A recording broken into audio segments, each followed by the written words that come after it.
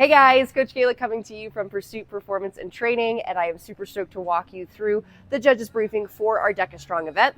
Now, if you've never judged an event before, please be sure to watch this video from start to finish, so that way you have a better idea of what to expect when it comes to your judging role. Now, if you've never seen a DEKA before, if you've never judged a DEKA event before, let's talk about what that actually is. DEKA stands for the number 10. So there are 10 functional fitness zones that these athletes are going to travel their way through. The strong is the version without running. So you're going to guide the athlete from point A, which is the RAM reverse lunges, all the way to point B, which is finishing with the RAM burpees. So their time will start when they begin the RAM lunges. Their time will finish when they end the RAM burpees. So that is your job, is to take them from point A to point B. But let's talk about first, before going through what those zones are and what the standards are, just some important things for you to know as a judge. On the day of the event, I ask that you show up about 5 to 10 minutes early before your wave time starts. That way you can see the layout of the course, we can get you paired with an athlete, and we can get any of your last minute questions actually answered. Once you get paired with your athlete, they should have a filled out slip that they are going to give you that you are going to keep throughout the entirety of the race. In the top right hand corner, it's going to say DEKA mark earned, and that's where you're going to write in their time. When you get done with that specific athlete, you're going to take that time card, you're going to walk it all the way back to me to make sure that we actually get their time card so we can enter in their time onto the live leaderboard, and then I will pair you with your next athlete at that point. When you're judging your athlete, the main responsibilities that you have are A, to coach them and cheer them on, make sure they're having a great time, and 2, to make sure that you're upholding the movement standards. Now, something that you might have to look out for is just making sure that the course is set up properly.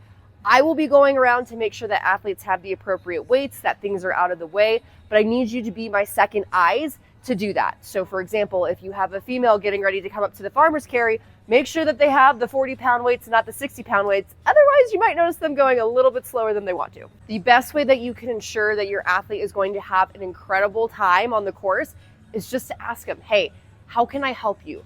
What do you need? Do you like having your reps counted out loud?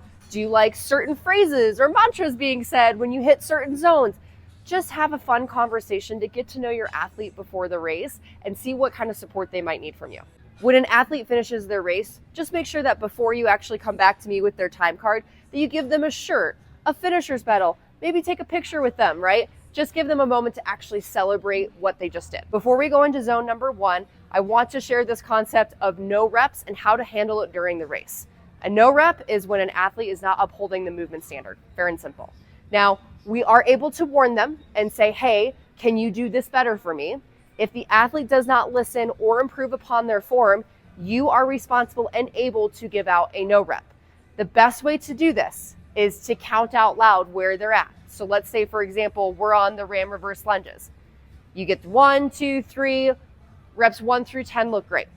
All of a sudden, their form starts to decrease. At that point, you would tell them a cue to help them. If they do not fix it, then you would pause at whatever number they are on and just saying that same exact number.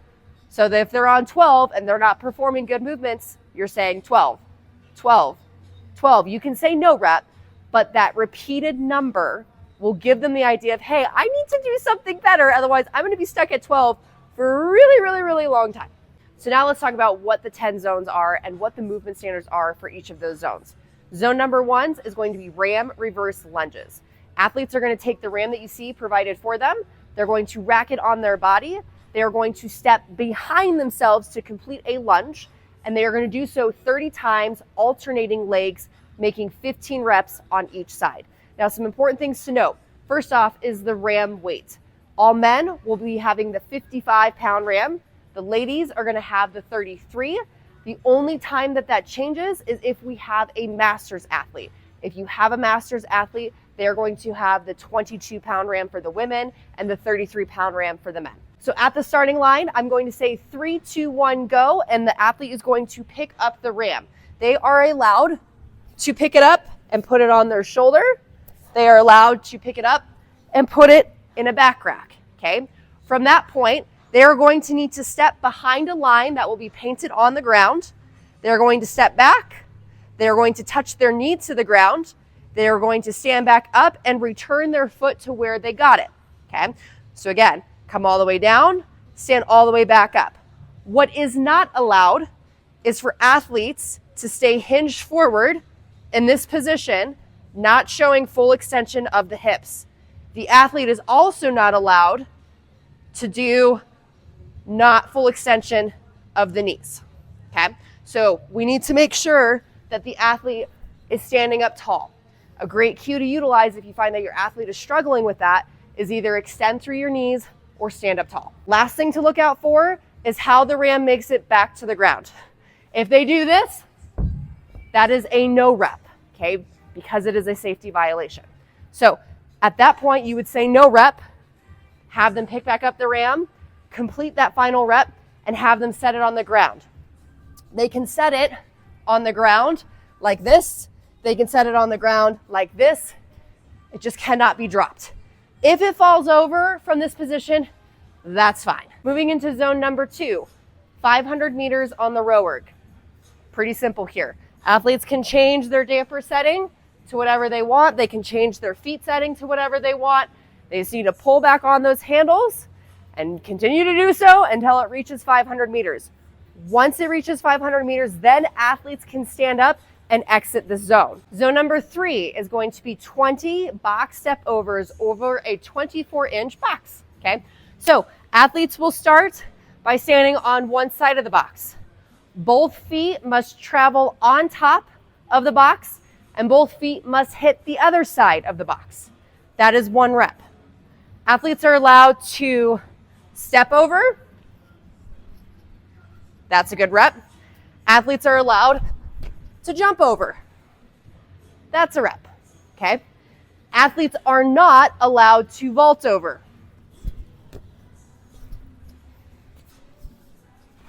None of that's allowed, okay? As much as I appreciate the creativity, got to actually put in the work. Can you use your hands? For safety reasons, you can use your hands, okay? So let's say that an athlete is going up and they're coming down and they feel unstable. Maybe the box is starting to tip. They could use their hands to stabilize themselves. We don't want anyone to take unnecessary dives. They are not allowed to use them to help themselves or give any advantage during the actual movement itself. Zone number 4 is 25 med ball sit-ups. Men are going to be using the 20-pound ball. Women will be using the 14-pound ball. Masters men will also be using the 14-pound ball. Masters women will be using the 10-pound ball. All of those will be there available for you. You just need to make sure that they have the right one in front of them, okay? Again, they're responsible for 25. They need to take the ball, take it all the way behind their head to touch the floor, take it all the way back up to touch in between their heels. That's 1 rep. So to show that, athletes are going to sit down. They're going to come all the way back behind their head, touch the ground, come all the way back up, touch their heels, okay? They are allowed to be a little bit leaned back as long as their ball touches in between the heels. They are not allowed to just touch here.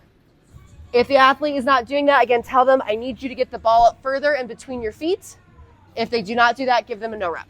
Zone number 5 is going to be 500 meters on the ski erg. Again, just like the row erg, incredibly simple here. They're going to take these green Shrek ogre looking handles. They're going to pull them down towards the ground until they reach 500 meters.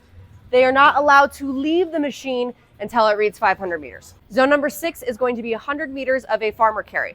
There is going to be a line at which their weights are sitting at. There is going to be another line that is 10 meters away for them to go and step past.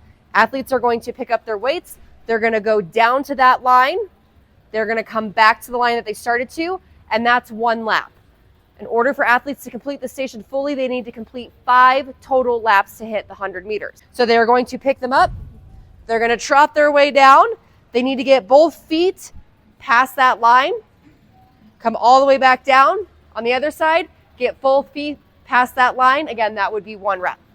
When they are coming back for their 5th and final lap, please make sure that both feet pass the line and that they set their weights down. If an athlete, let's say this is our line, sets the weights down when their feet are not past it, that is a no rep. They need to come pick back up the weights, fully cross the line, and set down the weights. If an athlete, let's say they cross the line, but they drop the weights, That is a no rep because that is a safety concern. So they need to pick back up the weights and set them down properly before they go into the next zone. For weights, women are going to be holding the 40-pound dumbbells. Men are going to be holding the 60-pound dumbbells. My master's division, for men, they're going to be holding the 40-pound dumbbells. For the women, the masters are going to be holding the 20-pound dumbbells. Moving on to everyone's favorite zone of all time, the 25 cals on the air bike. Seat settings can be whatever it is that the athlete needs to set it to. You are also allowed to set it for them ahead of time. They do not need to press start ahead of time on the machine in order for the numbers to accumulate. They can just start pedaling, although they can press start if they'd like to.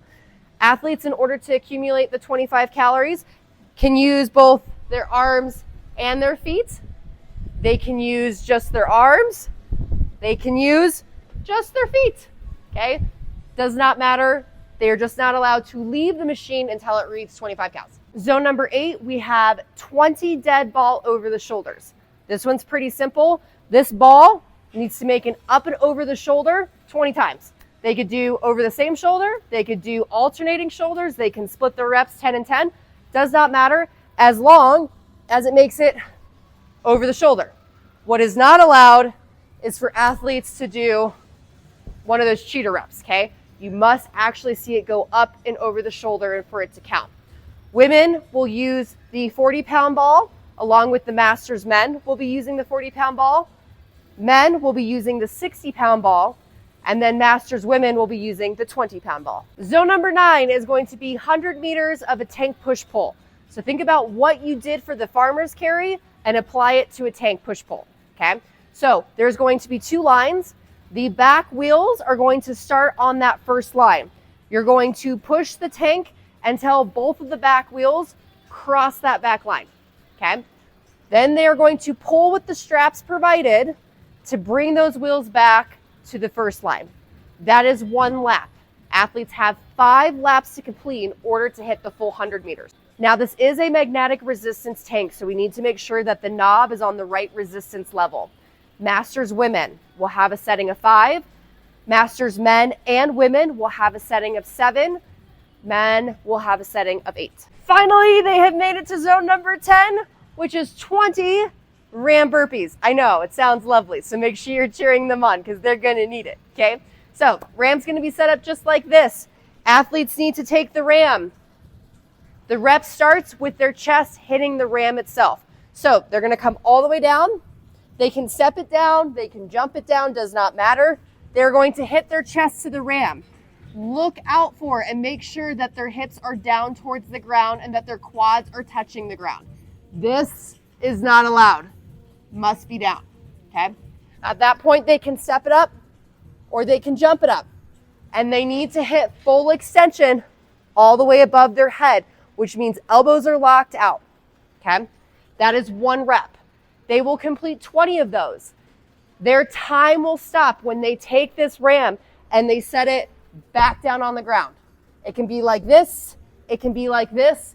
Does not matter.